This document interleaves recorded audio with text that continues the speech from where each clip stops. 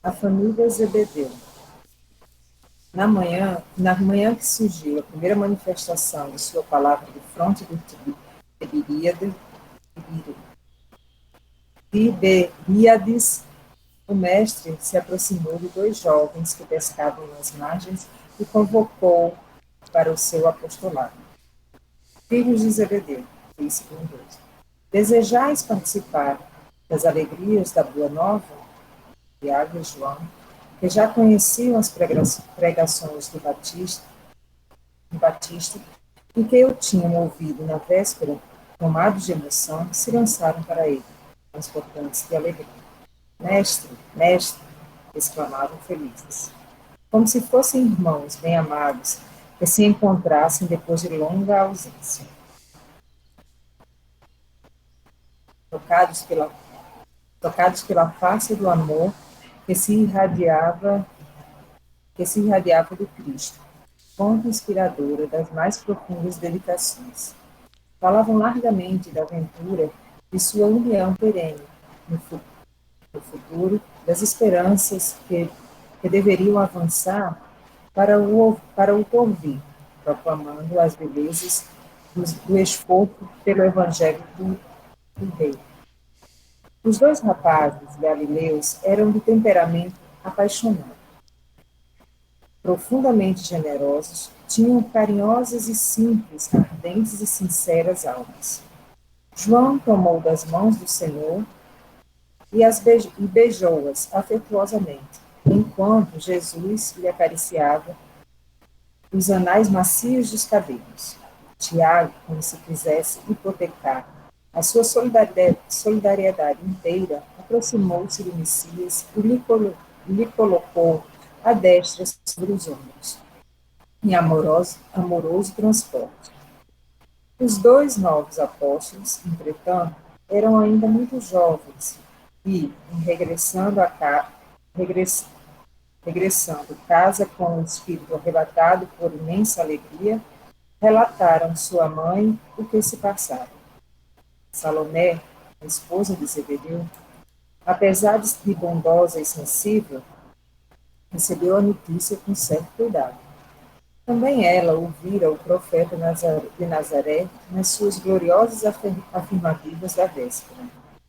Pôs-se, então, a ponderar consigo mesma. Não estaria próximo aquele reino prometido por Jesus? Quem sabe se o filho de Maria não falava da cidade em nome de algum príncipe? Ali, o Cristo deveria ser o intérprete de algum desconhecido ilustre, que recrutava adeptos entre os homens trabalhadores e mais fortes, a quem seriam confiados os postos mais altos, a quem seriam confiados os postos mais altos dentro da nova fundação. Seus filhos queridos bem que os mereciam. Precisava agir enquanto era tempo. O povo, que há muito falava em revolução contra os romanos, e os comentadores mais indiscretos anteviam a queda próxima dos Antipas. O novo reinado estava próximo, e, alucinada pelos sonhos maternais, Salomé procurou o Messias, no círculo de seus primeiros discípulos. Senhor, disse atencioso, logo após a instituição do teu reino, eu desejaria que meus filhos se sentassem à tua direita e o outro à tua esquerda, como as duas figuras mais nobres do teu trono. Jesus sorriu e o temperou com um gesto bondoso. Antes de tudo, preciso saber se eles quererão beber do meu cálice. A genitura dos dois jovens embaraçou-se. Além disso, o grupo que rodeava o Messias a observava com indiscrição e manifestava curiosidade. Reconhecendo que o instante não lhe permitia mais amplas explicações, retirou-se apressada, colocando o seu velho esposo ao corrente dos fatos. Ao entardecer, cessado o labor do dia, Zebedeu, acompanhado pelos dois filhos, procurou o mestre em casa de Simeão. Jesus lhe recebeu a visita com extremo carinho, enquanto o velho Galileu expunha as suas razões, humilde e respeitoso. Zebedeu, respondeu-lhe Jesus: Tu, que conheceis a lei e lhe guardas os preconceitos no coração, sabes de algum profeta de Deus que, no seu tempo, fosse pelo amado, pelos fosse amado pelos homens do mundo? Não, Senhor. Que fizeram de Moisés, de Jeremias, de Jonas? Todos os emissários da verdade divina foram maltratados e trucidados, ou banidos do berço em que nasceram. Na terra, o preço do amor e da verdade tem sido o martírio e a morte. O pai de Tiago e de João ouviu humilde e repetia: Sim, Senhor. E Jesus, como se aproveitasse o momento para esclarecer todos os pontos em dúvida, continuou: O reino de Deus tem de ser fundado no coração das criaturas. O trabalho árduo e o meu gozo, o sofrimento, o meu cálice. Mas o meu espírito se ilumina da sagrada certeza da vitória. Então Jesus, desculpe, então, Senhor, exclamou Zebedeu respeitoso, o vosso reino é o da paz e da resignação que os crentes de Elias esperavam. Jesus, com um sorriso de benignidade, acrescentou: a paz da consciência pura e a resignação suprema à vontade do meu Pai são do meu reino. Mas os homens costumam falar de uma paz que é ociosidade do espírito e de uma resignação que é vício do sentimento. Trago comigo as armas para que o homem combata os inimigos que lhe subjugam no coração. Não descansarei enquanto não tocarmos o corpo da vitória. Eis porque o meu cálice agora tem de transbordar de fel, que são os esforços ingentes que a obra reclama. E como se quisesse pormenorizar os esclarecimentos, prosseguiu. Há homens poderosos no mundo que morreram comandantes em seus palácios, comodamente em seus palácios, sem nenhuma paz no coração, transpondo em desespero e com uma noite, desculpa, e com a noite na consciência os umbrais da eternidade. Há lutadores que morreram na batalha de todos os momentos, muita vez vencidos e humilhados, guardando, porém, completa serenidade de espírito, porque em todo o bom combate repousa um pensamento no seio amoroso de Deus. Outros a que aplaudem o mal, numa falsa atitude de tolerância, para lhe sofrer amanhã os efeitos destruidores. Os verdadeiros discípulos das verdades do céu, esses não aprovam o erro, nem exterminam os que sustentam. Trabalham pelo bem, porque sabe que Deus também está trabalhando. O Pai não tolera o mal e o combate, por muito amar os seus filhos. Vê, pois, Zebedeu, que o nosso reino é de trabalho perseverante pelo bem real da humanidade inteira. Enquanto os dois apóstolos... Espera aí, Sânia, só um minutinho. Vou dar só uma interrompida nesse pedaço, porque assim, eu achei uma similaridade incrível com aquele livro do Francisco, quando ele começa a expor para os espíritos que vão descer com ele o que vai ser feito, o que vai acontecer. A explicação de Jesus a Zebedeu é quase as palavras de Francisco para os 200 que vieram para ele. Sim, não são exatamente as mesmas letras, mas o conteúdo é exatamente o mesmo, né? Que é um trabalho de amor, de esperança, mas que você, ao mesmo tempo que você tem a esperança que aquilo frutifique, você não tem a menor esperança que você seja reconhecido, que você seja acompanhado, que você seja seguido.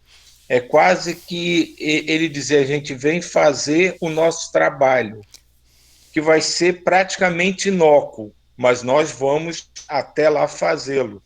E isso para mim me toca profundamente, porque assim, é uma certeza do conceito básico da resiliência, né? No fim, tudo vai dar certo. Não importa as intercorrências no meio do caminho. No final, vai acontecer as coisas conforme a lei divina, o amor, a bondade, a caridade, a esperança, espera que as coisas se desenvolvam. Assim, eu achei a similaridade dos dois textos impressionante. Um ponto que eu achei interessante também nessa parte que foi lida foi com relação a Salomé, né? Então que a Salomé ela recebeu como filhos João e Tiago. Ou seja, né, Salomé ela deve também ter sido preparada, né, antes de reencarnar. Ela sabia todo o trabalho que ia ser feito e durante o sono deve ter sido preparada. Mas é interessante que quando a gente está na carne, a gente não tem plena consciência de toda a missão, né? E isso vai sendo no próprio viver que vai se aprofundando, e isso às vezes são reencarnações e reencarnações que vai se aprofundando, porque ela ainda estava vendo a missão de Jesus como a pessoa queria tirar os romanos, né? Queria restaurar aquele antigo poderio dos judeus, as suas estruturas. Então ela fala assim: olha, então coloca o meu filho um à sua direita e outro à sua esquerda, ali quando você estiver reinando no trono. Então é algo que a gente tem que sempre refletir, né? O quão a gente consegue entender o que os mentores eles dizem para a gente, né? Se a gente, porque acaba que a gente recebe, mas a gente liga, passa pelo nosso filtro aqui do plano e a gente tenta encaixar numa estrutura que às vezes não é, né? Vai ser algo bem diferente de como está a estrutura do planeta. Um ponto que eu achei interessante também nesse último parágrafo foi esse aqui, ó, quando ele fala aqui, né? Os verdadeiros discípulos das verdades do céu, esses não aprovam o erro nem exterminam os que o sustentam. Trabalham pelo bem, porque sabem que Deus também está trabalhando. Que é um pouco o nosso trabalho, no sentido de que a gente não luta contra o mal. A gente fortalece o bem, a gente fortalece a irradiação de amor. Esse é o trabalho, né? O trabalho de estar trabalhando pela luz, pelo esclarecimento, pelo fortalecimento desse trabalho no bem. Então, é o que é o trabalho do acolhimento, né? O trabalho do acolhimento ele é esse. É o fortalecer esse amor para acolher, né? Então é um. E teve uma É, partezinha, mas diga, depois eu falo. diga, não, pode falar, depois eu Não, falo, não tem porque problema. vai ser um outro ponto que eu me lembrei agora também que eu ia comentar quando a gente parasse. Mas fala, Silvio. Não, pode ir, tranquilo. Não Não esqueça não que eu ia é, falar. então, mas ele vai ser sobre esse ponto que você tinha colocado? Não é sobre alguma coisa que você colocou Então diga, que aí eu dessa vou falar um coisa outro assunto. da limitação, né, que a gente tem, né, quando encarnado, que muitos, até pessoas que convivem com a doutrina espírita toda, não têm a, a capacidade, a compreensão de como isso limita as nossas potencialidades espirituais enquanto encarnado. Né? E às vezes tem pessoas que passam por dificuldades e se colocam na posição de espíritos extremamente devedores, de pouco conhecimento, de pouca evolução, e na verdade pode ser a realidade pode ser totalmente diferente daquilo. Ele ter suas potencialidades tão limitadas pela carne que ele se parece como um humilde ignorante, no bom sentido, sem nenhuma ofensa, mas que é um espírito de uma grandiosidade enorme. E isso me lembra, eu não sei exatamente qual livro do André Luiz que fala isso, mas quando ele encontra um daqueles mentores numa colônia espiritual, que era um espírito na colônia de grande destaque, digamos assim, e por algum motivo André Luiz vai à casa desse espírito, quando encarnado, para visitar as filhas dele. E esse, assim, quase dirigente da colônia, não o acompanha, porque ele diz a André Luiz que quando ele está próximo das filhas, a emoção das filhas o desequilibra de uma maneira que ele não é mais aquele dirigente altivo, ele se perde. Então ele não consegue ajudar pela relação de amor, de proximidade com as filhas ainda encarnadas. E na colônia ele era assim, quase que o diretor da colônia. Um espírito de uma grandiosidade, de um conhecimento, de uma evolução enorme. Mas ele não vinha à Terra, até a casa dele encarnado, porque a energia, o relacionamento dele com as filhas, tudo desequilibrava. E isso ele já estava desencarnado. Imagina a gente encarnado. Quantas potencialidades que nós já adquirimos que não temos nem ideia. Nossa, Silvia, que interessante essa parte, esse ponto, porque realmente, né, tem, tem pontos ainda que mexem com a gente, que, quer dizer, muitos pontos, né? Que nos desequilibram. E é interessante que ele já percebeu isso, né? E ele fala assim, não, por enquanto eu ainda não estou forte o suficiente para conseguir lidar com, com determinados pontos, determinados assuntos, situações, e, e acaba evitando ainda e ainda vai fortalecer, né, nesse processo ele vai se fortalecendo e talvez depois ele consiga chegar ali e trabalhar, né? Mas é interessante isso. Um ponto que eu ia colocar também, que eu achei interessante, foi isso aqui, ó. Mas os homens costumam falar de uma paz que é ociosidade de espírito e de uma resignação que é vício do sentimento. Então, essa parte aqui, os homens costumam falar que uma paz que é ociosidade do espírito é interessante, porque quanto mais evoluído, mais se trabalha, porém mais se trabalha com amor, né? Mais se trabalha assim no sentido de construir o, o reino de Deus, né? Uma estrutura que é cada vez mais espiritual. E teve uma vez, quando eu estava ainda na graduação, eu morava em uma república que era ao lado de um local que era católico e tinha uns padres que moravam lá. E tinha um que eu fiz amizade, eu conversava, e aí ele me falou uma coisa que eu nunca esqueci. Né? Quando estava acabando a graduação, que eu não fazia em Brasília, né? Eu fazia em, fora de Brasília.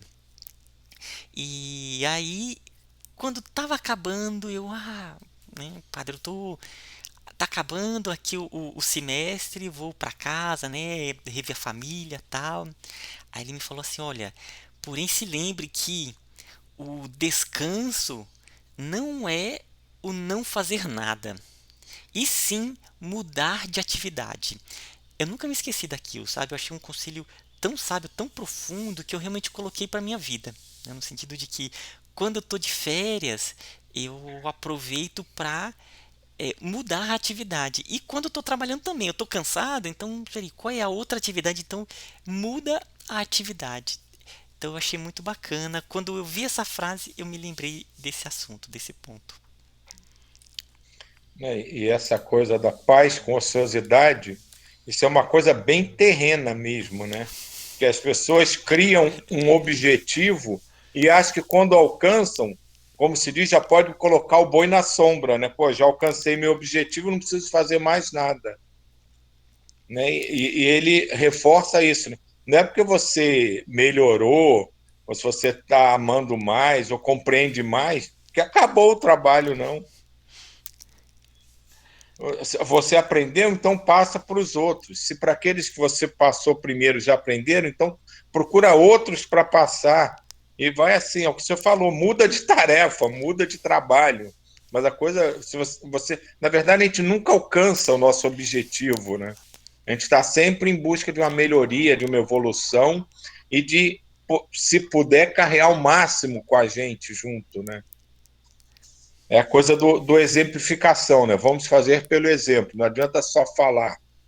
Vamos fazer e os outros vendo talvez se animem a fazer também.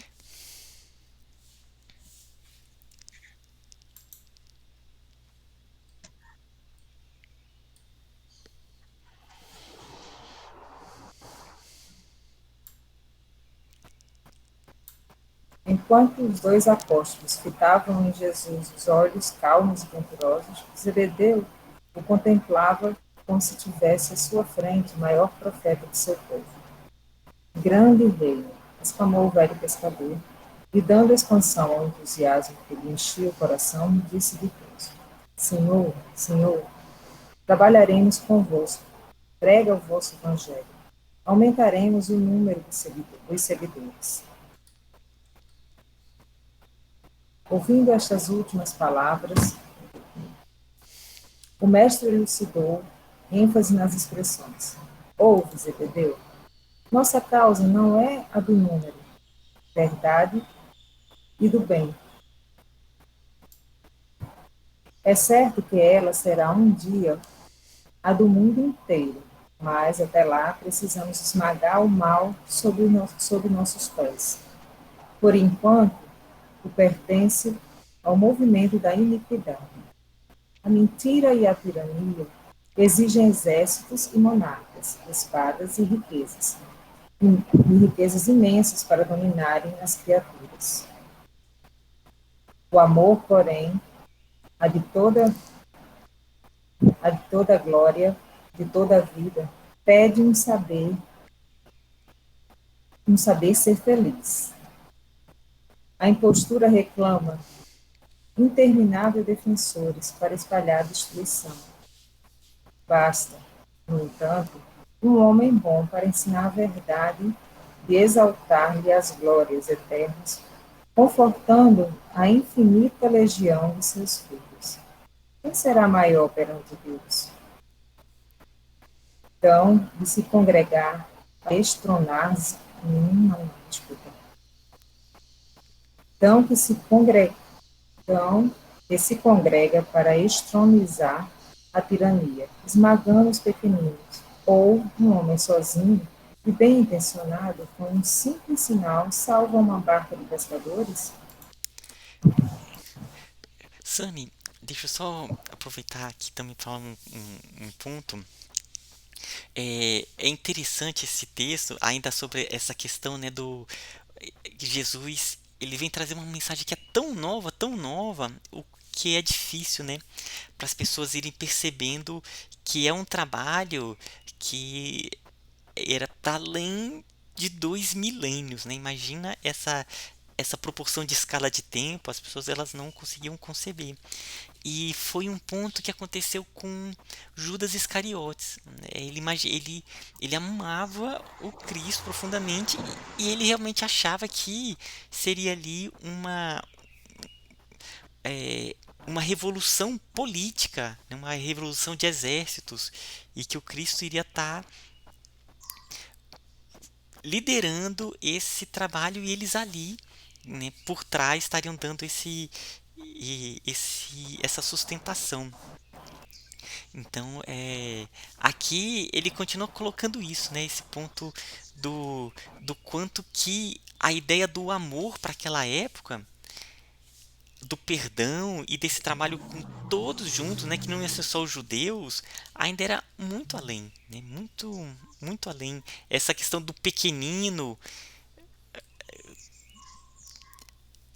do amor, para aquela época era muito difícil, né? Muito difícil em uma sociedade que ainda era tão rude nos conceitos, né?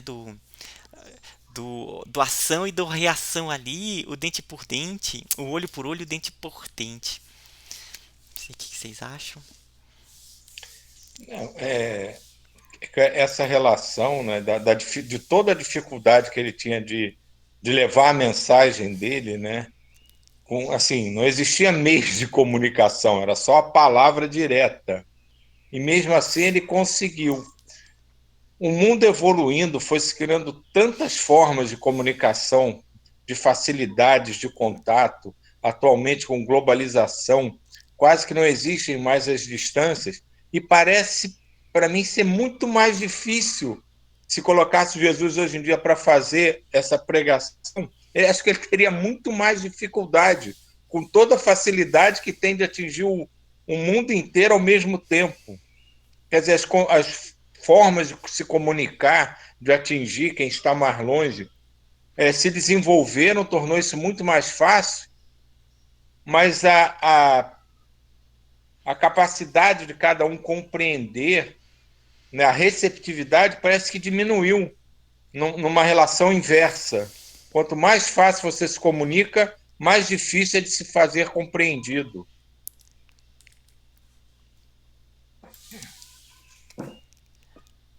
É interessante isso. É interessante isso porque realmente a gente. Cada época ela tem a sua forma de comunicação, né?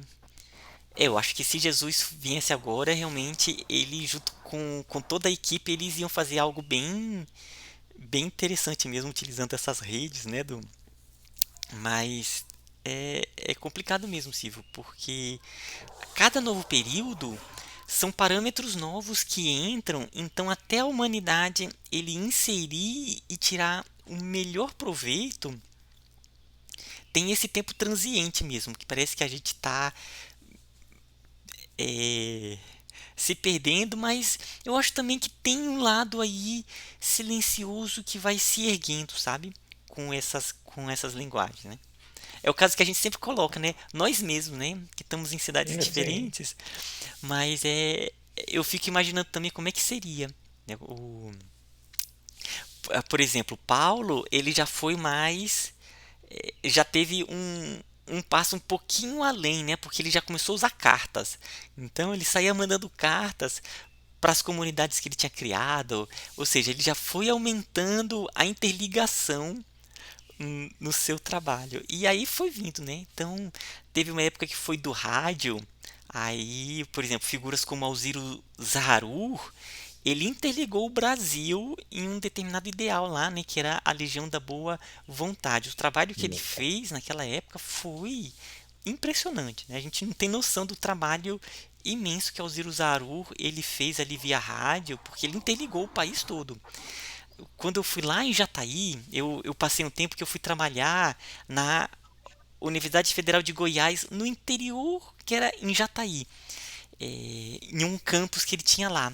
E aí tinha uma senhora que ela tá viva ainda, tá com 98 anos, a dona Eloá, que é uma escritora, uma mulher inteligentíssima, e é esperantista, e eu sou esperantista também, né?